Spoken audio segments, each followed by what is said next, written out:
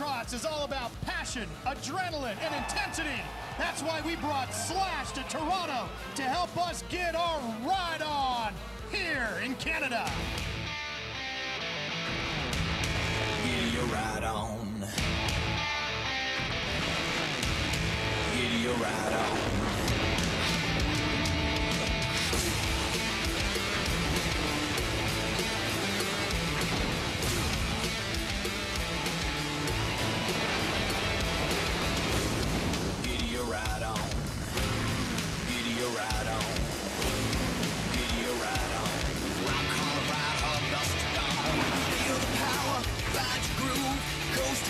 We slamming through, throttle up, riding high, feel the dirt in your face as I pass you by. All guts, come to glory, a new breed of cowboy, that's our story. Rock hard, ride hard, dust to dawn, time to kick that machine up and get your ride on.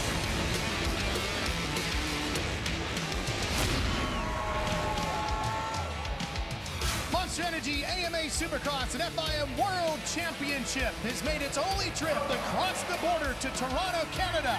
We're in the Rogers Center for the next round of competition in 2012. Hi everybody, Ralph Shaheen, Jeff Emig, and no Ricky Carmichael tonight. Hope you're having a good time sitting on the couch, goat, watching us. But we will have a surprise guest for you coming up a little later. Chad Reed is going to join us here on the show tonight. But there's some big stories breaking here in the sport this week after Indianapolis. You saw the big crash with James Stewart. James will not race here tonight. He will call in from Florida, though, and give us an update on how he's doing. Ryan Villopoto dominating the championship point standings with 6 wins. We'll see if he can start padding the record book here tonight. And how about Blake Wharton stopping the Justin Barcia freight train in Indianapolis and getting a win and ending the clean sweep for Justin Barcia? So, Jeff, let's begin with Blake Wharton. An impressive win, and boy, a lot of confidence for him now. Maybe he'll make it 2 in a row.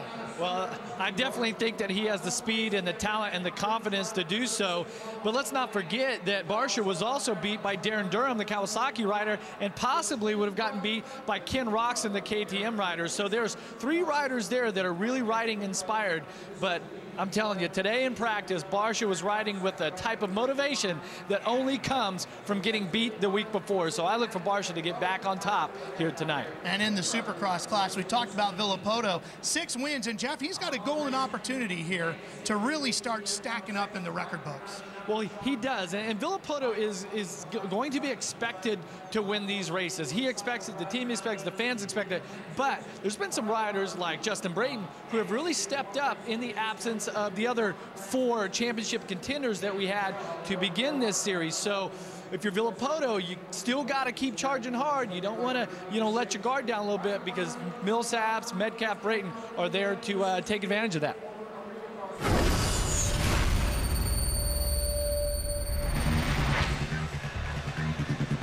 Let's see how the track lays out here inside the Rogers Center with our Kawasaki KX 450 track map, Fro. Well, you're going to go down a nice long start, make a left into the first rhythm section, which I believe is going to be pretty easy to begin the night, but as it gets rutted, it's going to be really difficult.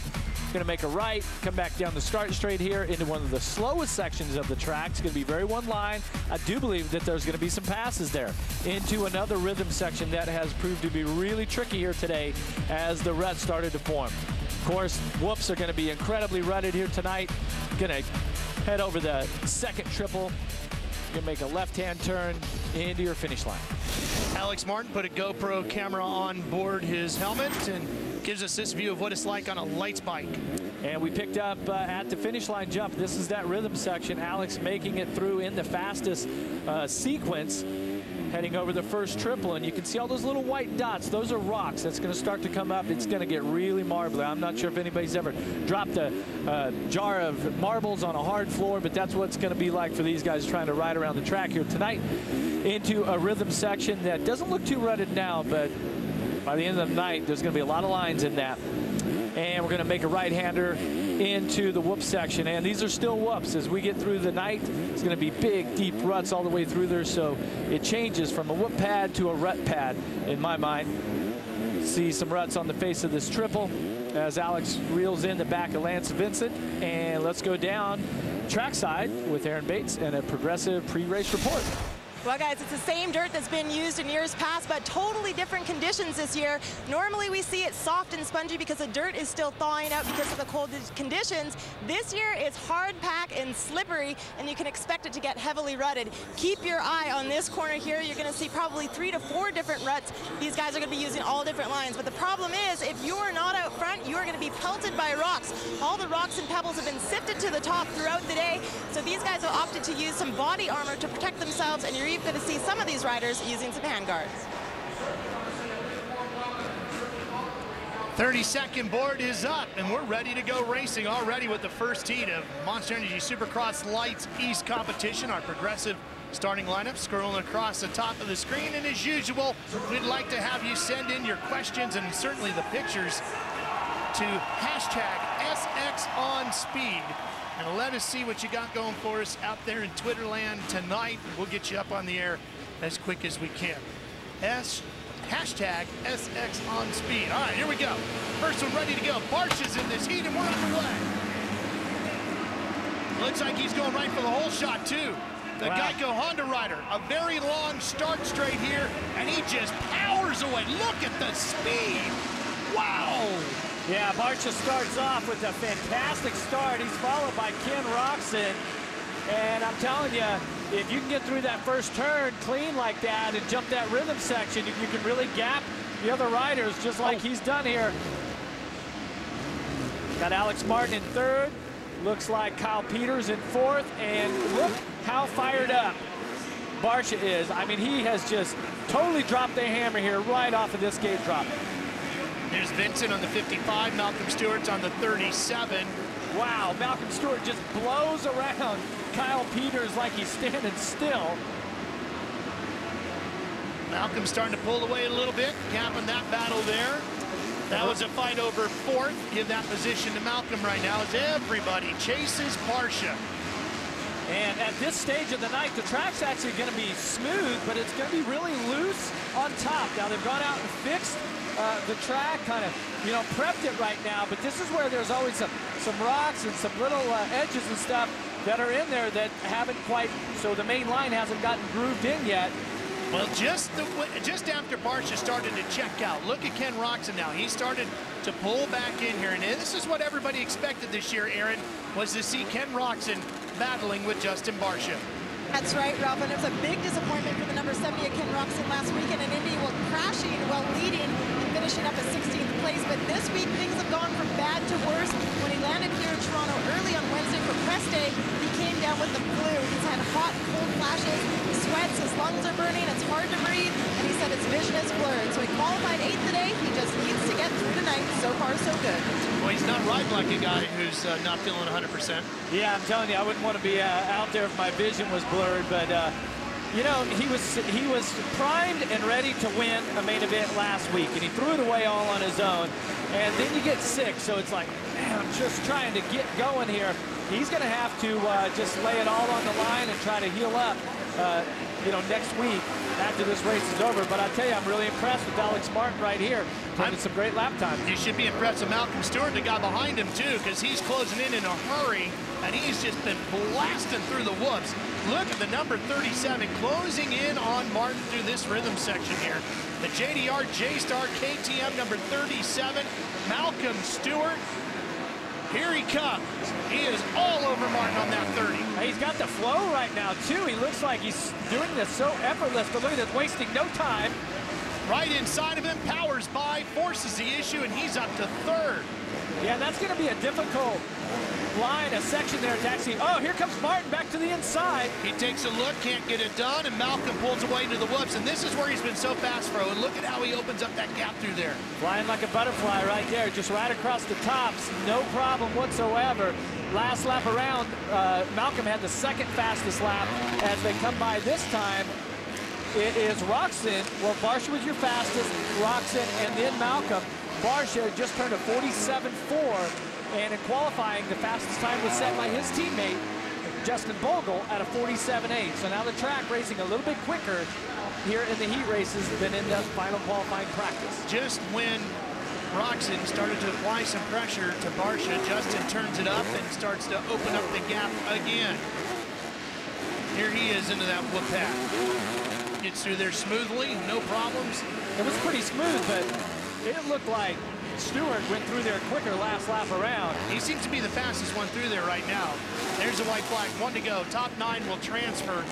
Futrell has that position right now. Sewell is in 10th. Track's starting to get grooved in right now a little bit. Still going to be pretty smooth. Barsha whipping it for us, showing us the drain plug. Pretty cool. It's just, you know, it's obvious that he's confident and he's comfortable. His fitness is there, and I tell you, this has been a much more mature Justin Barsha, and he's been much more patient. Even though it had to be frustrating to get a third last week when he was trying to win them all, he still has been riding, you know, like a veteran of this class, like he should, and he definitely is riding like a champion. Now it's 2010 when Justin Barsha got his career first win here in Toronto. Tonight he's got a heat race win already. We'll see if he can get another main event win coming up later on tonight. And Malcolm Stewart has gotten around Roczen. Set the fastest lap time, Ralph, of 46.8.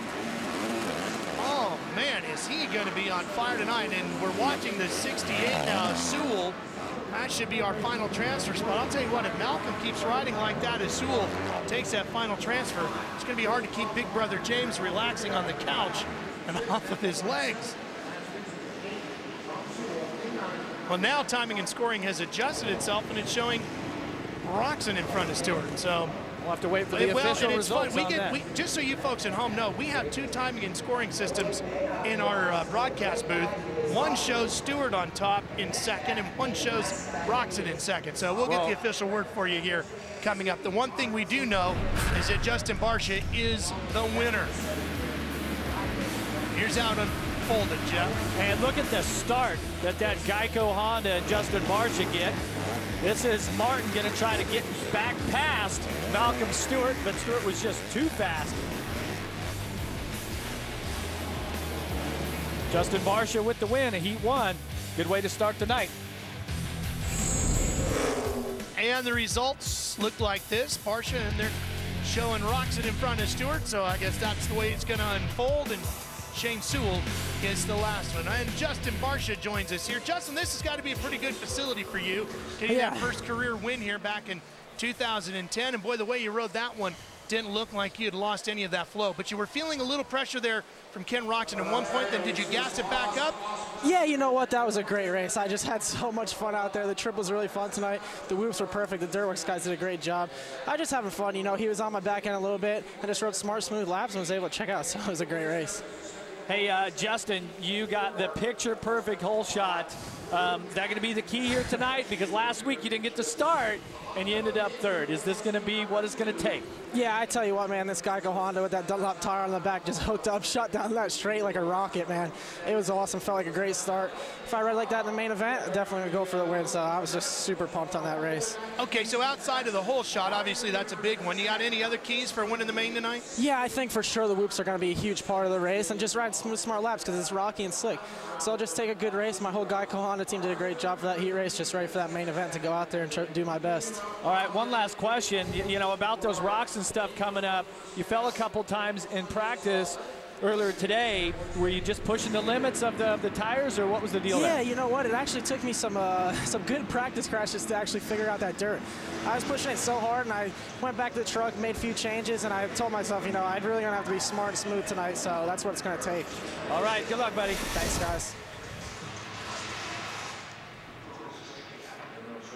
So Justin Barsha marches on to the main event. Heat 2 is in the gate. We're going to have that one for you as soon as we return to the Toronto Rogers Center after this.